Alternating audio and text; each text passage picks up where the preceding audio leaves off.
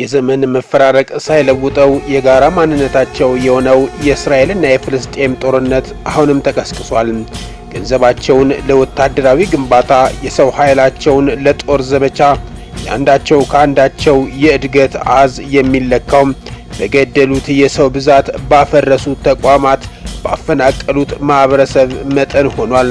በሁለቱም ወገን በስራቸው ጎልተው ዝናቸው ገፍቶ የናኙ በዚህ ልክ በሰሩት ስራ ውጤት ተመዝኖ ነው። በሐማስ አስተዳደር ከምስረታው እስከ ዛሬ ባሉ ትግል ውስጥ 3 ሰዎች በልዩነት ይነሳሉ።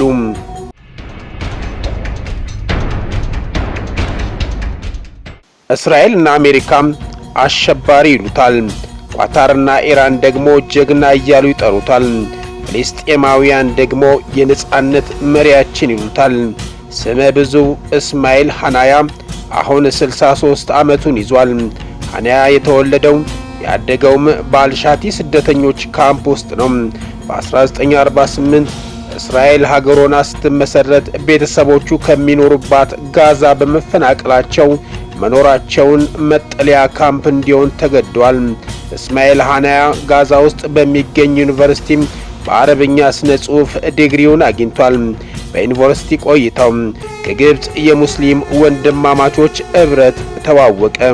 ያኔ እንዳሁኑ ሮኬት ያልታጠቀው ሐማስ በድንጋይ ውርወራ ነበር ተቃውሞን የሚገልጸው። ምንም እንኳን እስራኤላውያን ላይ በደንጎላ መኮንን ባይማረኩም በዓለም እንዲታወቁ ግን አድርጓቸዋል። ሐናያ አመጹን አስተባብሯል ተብሎ ከግብረ አበሮቹ ጋር ወደ እስር ቤት ተጋዘ። ትንሽ ቆይቶ ነጻ ቢባለም የኦስሎ ስምምነት እስኪፈጸም ድረስ ተብሎ ከጓደኞቹ ጋር በሊባኖስ ግዛት እንዲቆይ ተደረገ። በዚህን ጊዜ ሐማስ የተባለ ስም የፈጠረ አንድ ክስተት ተፈጠረ። ባለቤትነቱ የእስራኤል መኪና የሆነ የፍልስጤም መኪናን ይጋጫል። በመኪና ውስጥም የነበሩ ፍልስጤማውያን እንዳሉ ያልቃሉ። እንደ አጋጣሚ ሆኖ ይህ የመኪና ክስተት ከመፈጠሩ 2 ቀን ቀደም ብሎ አንድ አይሁዳዊ በማን እንደተገደለ ሳይታወቅ ሞቶ ተገኝቶ ነበር። ይህ የመኪና አደጋ መከሰት ለፍልስጤማውያን እንደ አጋጣሚ አልተወሰደም። ይልቁንስ ሆን ተብሎ ለተገደለው አይሁድ እንደ በቀል ነው ብለው ቆጠሩት። ወዲያውም አመጽ አደረጉ። ግን በእስራኤል ወታደር እርምጃ ረገበ።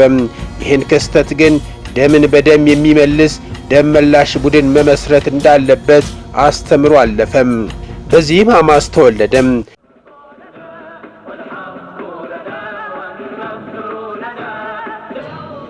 ይህን ሐሳብ ያዋለደው አህመድ ያሲን ነው። ሙሉ ስሙ ሼህ አህመድ እስማኤል ሐሰን ያሲን ይባላል። ይህ ስም በሚዲያዎች እያለ ሞቷል ተብሎ በተደጋጋሚ ተዘግቧል። እስራኤል ይህን ስም ሳይነክስ በእንጭጩ ለማጥፋት ሚሳኤሏን አዝንባለች። ግን እንደ ሚዲያዎች ወሬም እንደ እስራኤላውያን ጥቃትም በጊዜ ሳይቀጠፍ ስሙን ከመቃብር በላይ ጽፎ ራሱን አባስቶ አልፏል። ሐማስን ወለደው። ያሳደጉት በ12 ዓመታቸው በደረሰባቸው ጉዳት አይናቸው ሳያይ በሰው እየተመሩ እግራቸው ሳይራመድ በዊልቸር እየተጋዙ ነው። ከሃይማኖት ዕውቀታቸው፣ በፖለቲካ ልምዳቸው፣ ወታደራዊ ብቃታቸው በ2000 እስራኤል ተሳካላት። በጋዛ መደበቂያቸው ውስጥ በአየር ጥቃትና ከነጠባቂያቸው ተገደሉ። የድርጅቱ ስር መሰረት ከግብፁ ሙስሊም ወንድማማቾች የተነደፈ ቢሆንም ለመፈጠሩ ምክንያት የሆነው የግብፅ ድርጅት እንኳን የሐማስ ያህል ስሙ አይነሳም። ውድ የሼልፍ ቲዩብ ተከታታዮቻችን በዚህ ዝግጅታችን የእኚህን ግምቱ መሪ እስማኤል ሐናያ ሆነ በኋላ በሁለተኛው የምናነሳው የቅዳሜውም ጥቃት መሪ መሐመድ ዲፍ ከእግራቸው ስር የተማሩ ደቀ መዝሙር የትግላቸው ውጤት ናቸው። እነዚህ ሁለቱ መሪዎች ተለይተው የገነኑት ሌሎች በእስራኤል ደህንነት ተራ በተራ በመለቀማቸው ነበር። ልክ እንደሳቸው እነዚህ በሕይወት ያሉ መሪዎች ሐማስን በጥላት የሚፈራ በወገን የሚኮራ እንዲሆን አድርገው እያስቀጠሉት ይገኛል።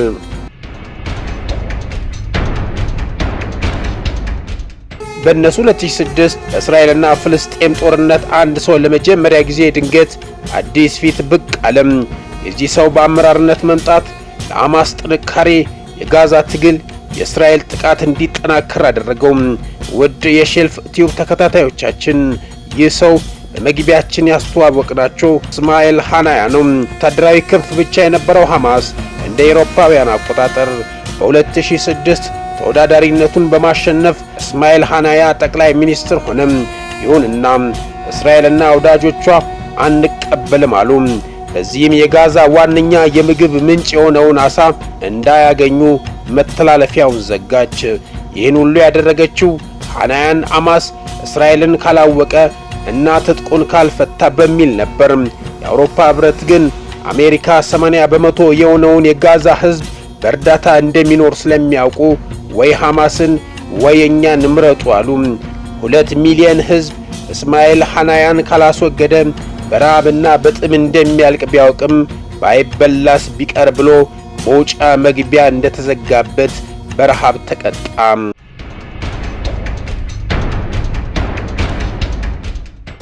ሐናያ በብዙዎች እንደ ወግ አጥባቂ ዘረኛ ሆኖ እንደሚታየው ሳይሆን ተሻጋሪና ዘመናዊ የሐሳብ አቀንቃኝ ነው።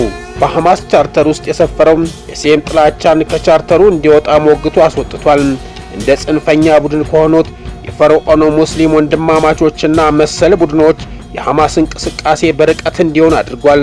1967ቱን የድንበር መከለል በሰላም ለመፍታት በብዙ ስብሰባዎች ላይ በመገኘት ቅድሚያ ለንግግር ያለውን ቦታ አሳይቷል። የመፍትሄ ተስፋ ሲሟጠጥም መፍትሄውን የኃይል አማራጭ በማድረግ ሐማስ ከእስራኤል ላይ ሮኬት ሲያስወነጭፍ ከወታደራዊው ክንፍ ጋር አብሮ መርቷል። በዚህም አሜሪካ እስማኤል ሐናያ አሸባሪ ብላ ፈርጃዋለች። ግብጽ ከኢራንና ኳታር ያለህን ግንኙነት ካላቆምክ ከግዛት ያባርካለሁ ብላ አስጠንቅቃው የነበረው ቢሆንም የኢራኑ ቃሲም ሱሌማን መገደል ተከትሎም የቀብር ስነ ስርዓት ላይ ለመገኘት ኢራን ገባም። እዚህ በኋላ መቀመጫውን ኳታር አደረገም። ባለፈው ሳምንት በእስራኤል ላይ ድርጅቱ ባደረገው ጥቃት ከኳታር ሆኖ ባስተላለፈው መልእክት በድል ዋዜማ ላይ ነን ሲል ድምጹን አሰምቷል። የሐማስ ወታደራዊ ክንፍ መሪ ነው። ከስሙ በስተቀር በአካል እዚህ ቦታ አየነው የሚል አንድም ሰው የለም። ለእርም ያህል አንድ የወጣትነት ጊዜው የምታሳይ ፎቶ ብቻ ነው በየሚዲያው ያለው። ሞተ ከተባለ 20 ዓመታት ቢያስቆጥርም እሱ ግን ያለፈውን የእስራኤል ጥቃት በዋናነት የመራ ያቀናበረ ሰው ነው። መሐመድ ዲፍ ይባላል። የእስራኤል ደህንነት ጥላ ቢሱ ይሉታል። የቅዳሜውን ጥቃት የእስራኤል 911 ሲሉት መርቶታል የሚሉትን ዲፍ ሌላው ቢን ላደን ብለውታል። ሌሎች ደግሞ መንፈሱ እያሉ ይጠሩታል። እነዚህ ስሞች የወጡለት ኮቴው የማይያዝ እንቅስቃሴው የማይታይ በመሆኑ ነው። ራሱን ከጥቃት ለመከላከል ሲል ውሎና ዳሩን የሚያሳልፈው በውስጥ ለውስጥ በተዘረጉ ቱቦ ወይም ዋሻ ውስጥ ነው ተብሎ ይገመታል። በሞሳድ መዝገብ ውስጥ ከሰፈሩ ቀንደኛ ተፈላጊዎች በመጀመሪያ ቁጥር ላይ ተቀምጧል። እሱን ለመግደል ብዙ ጊዜ ጥቃት ተሰንዝሯል። የመጀመሪያው የጥፋት በትሩን ያደረገው በፈረንጆቹ ቀመር በ1997 የኦስሎ ስምምነት ምላሽ እንዲሆን ብሎ መቃወሙን ለመግለጽ የ50 እስራኤላውያንን በአጥፍቶ መጥፋት ኃላፊነቱን ወስጃለሁ ሲል አሳውቋል።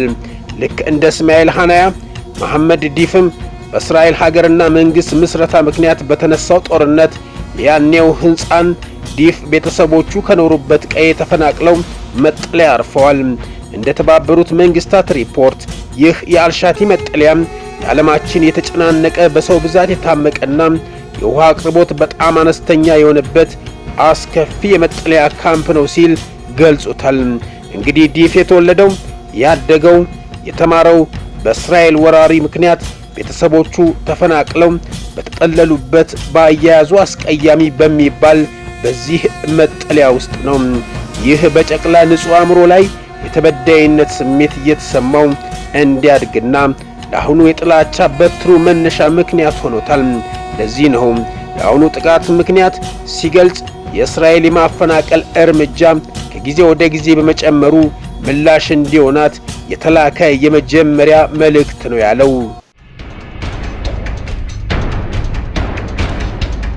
መሐመድ ዲፍ እንደ እስማኤል ሐናያ ከታላቁ ሼህ አህመድ ሐሰን ያሲን የሐማስ መስራች ጉልበት ስር በቅርብ የተማረና በጋዛ እስላማዊ ዩኒቨርሲቲ በፊዚክስና ኬሚስትሪ ዲግሪውን የተመረቀ ነው። ለስነ ጽሑፍ ባለው ልዩ ችሎታ የቀልድ ስራዎች በመድረስና በመተወን በመድረክ አቅርቧል። ሐማስን ከተቀላቀለ በኋላ ግን በፈንጂ ቅመማ ላይ ጥናት አድርጓል። ከ2002 በኋላ ሳላህ ሼድን በመተካት የሐማስ ወታደራዊ ክንፍ መሪነትን ተረክቧል።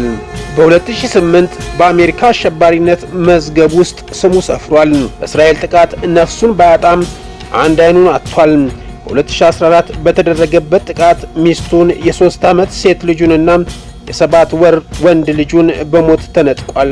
ያለፈው ቅዳሜ ለየት ያለ የአመራር ብቃትን የለካ ስኬትም ጥቃት በአቀናባሪነትና በመሪነት ተሳትፏል ተብሏል።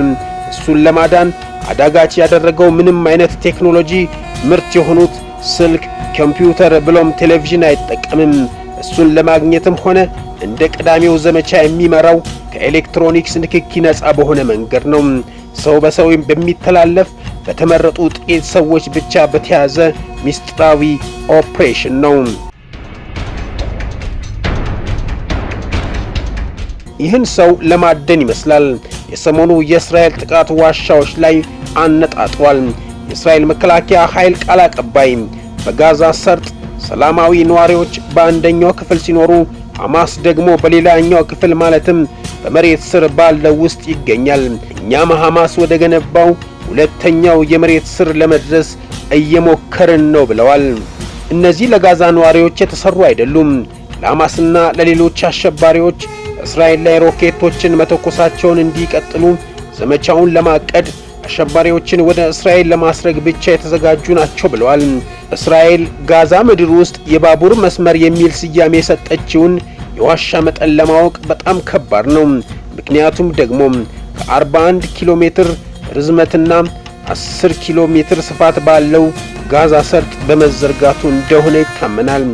ያም ሆነ ይህ የሐማስ ፖለቲካዊ መሪ እስማኤል ሐናያና ወታደራዊ ክንፍ መሪ መሐመድ ዲፍ መግደል ሐማስን እንደ መቅጣት ያህል ያሰበች ይመስላል።